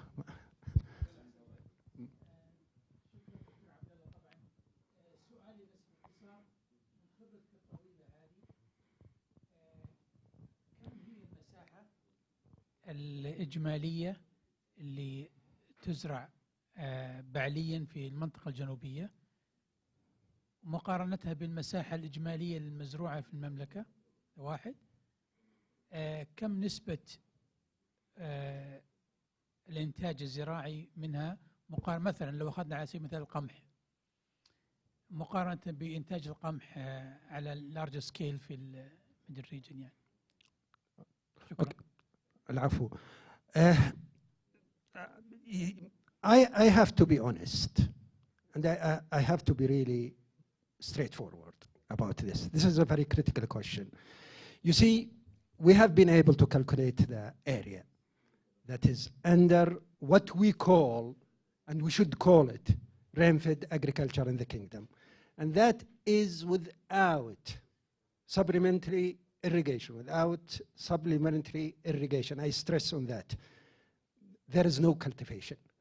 Despite whatever we hear here, there is we have in Jazan cropping system, and that is related to the water coming from the wadi and then used for cultivating these 3 smart crops with very heavy soils. I have been involved in that, and the vast majority, it is the delta of all wadis which is cultivated over there for centuries. But the problem with that is very little production. I estimated it several times, despite all official figures. It's less than 0.6 to 0.7 tons per hectare. And this is, frankly, sometimes you think it's not worth it even to do it. So the total area, responding to your question, having in mind it's not purely rain-fed, meaning that receiving only rainfall for the whole season of the cultivation. It's about 80,000 at the moment, 80,000 hectares. And this, if you look to the figures of 23, the total cultivated area of the kingdom is 0.81 million, 810,000 هكتار. فعندنا تقريبا 10% حاليا, almost 10% of our cultivated area is what we mark as rain-fed agriculture. By the way, from my maybe 100 visits to there, if we succeed in improving the water harvesting infrastructure, this is very crucial to expand the area that can be cultivated using our definition of rain-fed agricultural in that part of the kingdom. If we can really improve the water harvesting infrastructure, we could expand it and make the contribution, I have no doubt in my mind, it will be between 25 to 30% of what we have at the moment. And this is a huge, if we can do it. And another thing, there are lots of area abandoned by so many farmers because of the new generation, inheritance, and so many other really not favorable situations that involved in such agriculture. Okay, second question, please. Okay, the gentleman over there, yes. Could you please introduce yourself? السلام عليكم. عليكم مهندس ماجد الغيمش من القطاع الخاص. الحقيقة أنا مهندس مدني ومعناته أنا لي علاقة في التربة وفي المياه. بس قرب الميكروفون، إيه ما أدري هو أظنه شغال بس قربه عندك. تسمع الآن؟ واضح؟ أنا بالأصل مهندس مدني يعني لي علاقة في التربة وفي المياه اللي هي الأصلين حقين الأراضي للزراعة. أنا عندي سؤال لك دكتور أنا ودي لكم تسألون غيري. لا تفضل تفضل. لا بحكم البرزنتيشن اللي سويته. تفضل. والأستاذ برام. التربة خصوبتها مهمة جدا لزيادة الإنتاج. الخصوبة تأتي من الكائنات الحية الموجودة في التربة. أوكي. اللي نعرفه انه التربه يعني ملعقه واحده فيها تقريبا 8 مليار كائن حي اللي يتعادل سكان الكره الارضيه، فاحنا اذا رفعنا خصوبه التربه معناته نرفع خصوبه وعدد الكائنات الموجوده، وهذا في تحليل الجينوم. So I'm coming back to the genome that he mentioned it. الجينوم تحليله ياتي اما تحليل الجينوم البشري او تحليل الجينوم الحيواني او تحليل الجينوم النباتي. ولكن في الجينوم الآخر اللي هو جينوم بكتيريا التربة.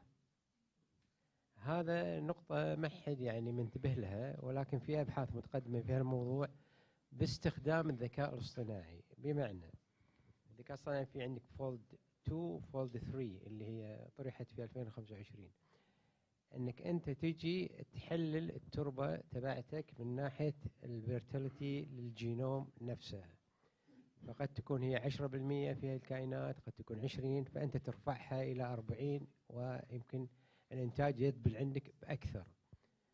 فهذا هل هو مطروح الآن في برنامج الاستدامة أنها تنظر إلى الموضوع هذا، خصوبة التربة من ناحية تحليل الجينوم باستخدام الذكاء الاصطناعي من خلال 3 مراحل. المرحلة الأولى أنك أنت تيجي تسوي البرسبكشن اللي هو الوصفة، الثانية تقدم العلاج لها، يعني أنت تسوي تحليل، أنت مريض تروح تسوي أشعة وتحليل دم غيره، فأنت تحلل أول شيء. واضح. 2 بعدين تيجي تسوي الوصفة، 3 تقدم اللي هو علاج الوصم من الصيدلية اللي هي فالآن علاج خصوبة التربة لا يبنى على شيء دقيق جدا من ناحية استخدام الجينوم والذكاء الاصطناعي. في مصطلح اسمه خصوبة وصحة التربة. لا أريد أن أتوسع أنا في الجزئية هذه، لكن هناك عشرات البيولوجيكال processes which can transform the shape of certain elements from complexity to availability. فهذا موجود، واللي يقوم فيه اللي هو كل الكائنات الحية المعنية بالشيء هذا. ولو أخذنا النيتروجين على سبيل المثال اللي هو أكبر عنصر تقريبا، المين بروسيسز حقته كلها راجعة لبيولوجي. It's not chemical, it's biology. فهذا اللي تكلمت عنه يعني صراحة ليس جزء من العمل اللي نقوم فيه، لأنه very advanced knowledge and we haven't yet. أعطيك مثال بسيط جدا. الفيرتيلايزيشن الانبوتس في جميع المناطق اللي زرناها، وهي تشكل أكثر من 90% من المناطق المنتجة للرينفيد سيريالز، الانبوتس ما هو موجود نهائيا، وحتى تراديشنالي غير موجود على الإطلاق. فهذا الموضوع هذا مهم جدا، لكنه يترك للباحثين سواء في استدامة أو في مراكز البحوث أو في الجامعات لتطوير الجزئية هذه. تفضل.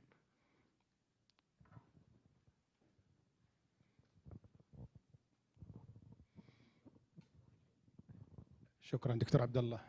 I am Ibrahim Al-Turki. I am CEO of Haya Ard company for research and development.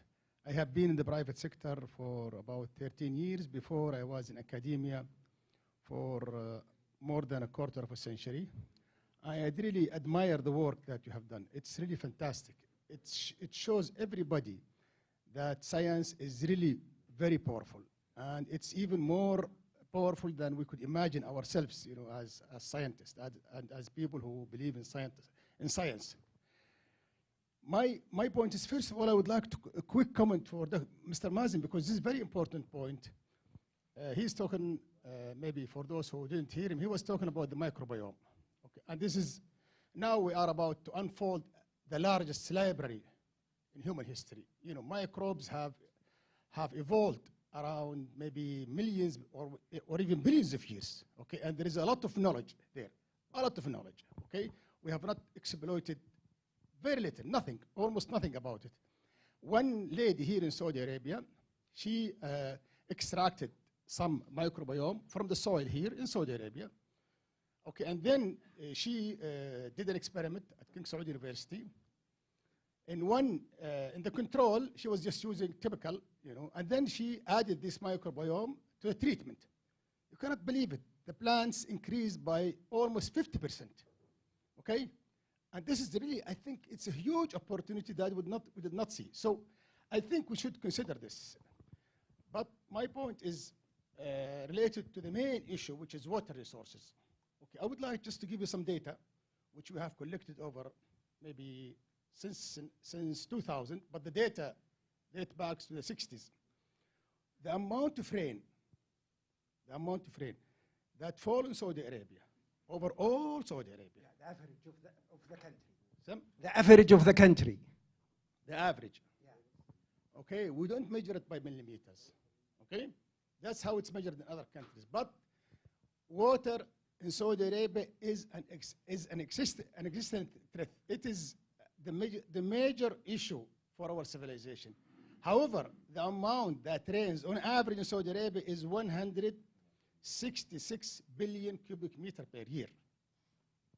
Okay, that's just compare it to the allocation of the Nile River to Egypt, which is only 54. So 54 is the amount that's allocated to Egypt, okay, and 166 is the average amount that falls in Saudi Arabia.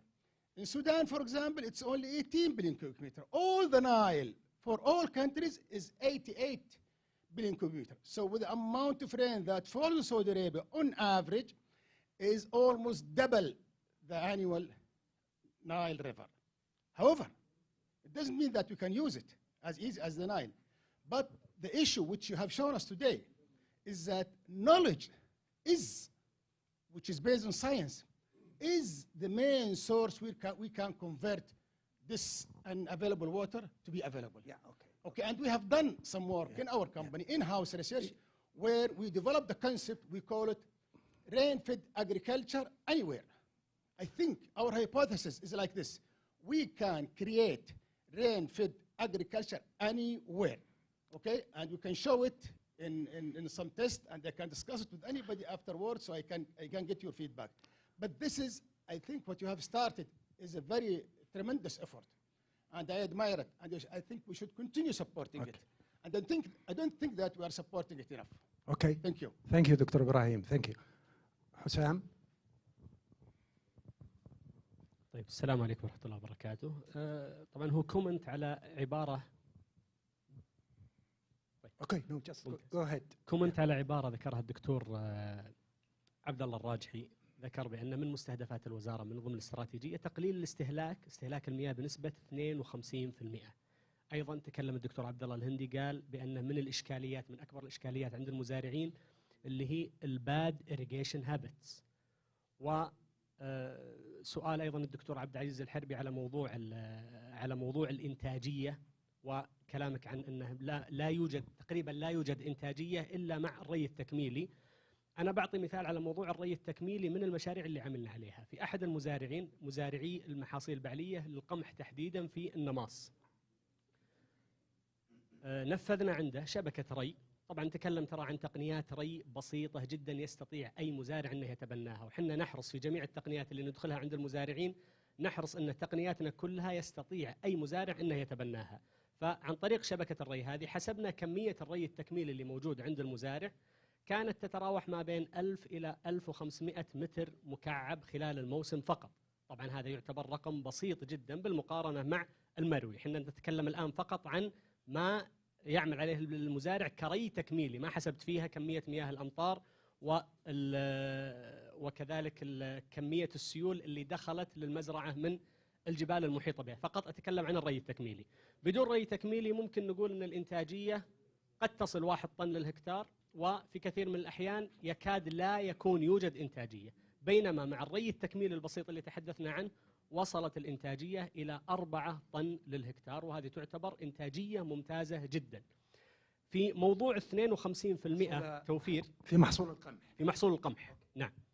في موضوع التوفير 52% من المياه، واللي ذكر الدكتور عبد الله أنها من مستهدفات الوزارة، من تجاربنا على القطاعات المختلفة للبرنامج، أقل رقم حققناه من ناحية توفير المياه عن طريق فقط تغيير نظام الري اللي موجود عند المزارع إلى نظام أحدث، أقل رقم حققناه هو 50%. في بعض المحاصيل كان الرقم أكثر من 90%. يعني ترى المزارعين فاهمين موضوع الري التكميلي، بالذات في منطقة جازان، محصول الذرة في منطقة جازان المزارعين متعودين أنهم يسقون من خلال السيل، فالري التكميلي عندهم أنه يفتح الغطاس عدة أيام داخل المزرعة إلين يوصل ارتفاع الموية نص متر وكأنه جايها سيل. هذا مفهوم الري التكميلي عندهم. طيب تحويل من هذا النظام إلى دريب لاين، هذا قلل استهلاك المياه بنسب قد تتجاوز 90% بتدخل بسيط جدا. طبعا البرنامج عمل في المرحلة الأولى على 40 مزرعة، مسمى مشروع المزارع النموذجية، جربنا فيها هذه التقنيات وعرفنا المزارعين عليها. المرحلة الثانية بإذن الله تعالى أنها تبدأ خلال 2026.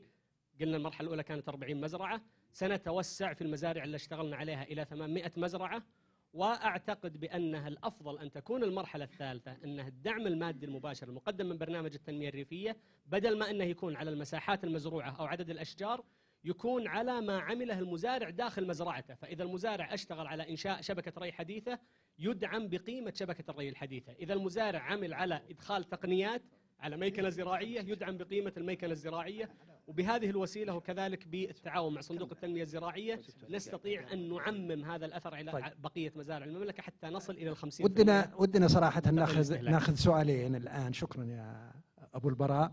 ودنا ناخذ سؤالين لأني بلغت من المنظمين الله يعطيهم العافية، بلغت انه ما في وقت كافي أكثر من 4 دقائق، فرجاء الخاص انه يكون ستريت تو ذا بوينت السؤال ويوجه للسبيكر مباشرة.